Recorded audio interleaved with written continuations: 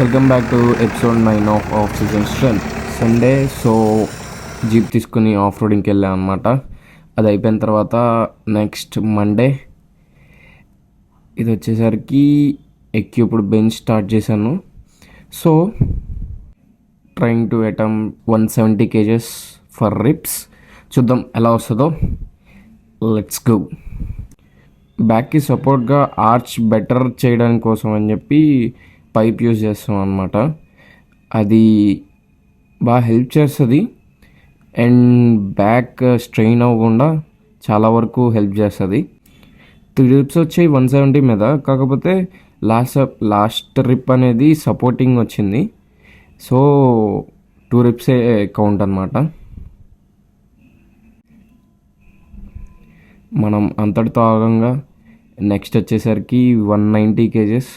ఇది మాత్రం సింగిల్ రిప్పే వచ్చింది. అది కూడా సమ్హౌ బెటర్ పుష్తో వచ్చింది. కంట్రోలింగ్ అవుతుంది, వెయిట్ అనేది బాగా కంట్రోల్ అవుతుంది. నెక్స్ట్ ఇది ఈవినింగ్ సెషన్ అనమాట.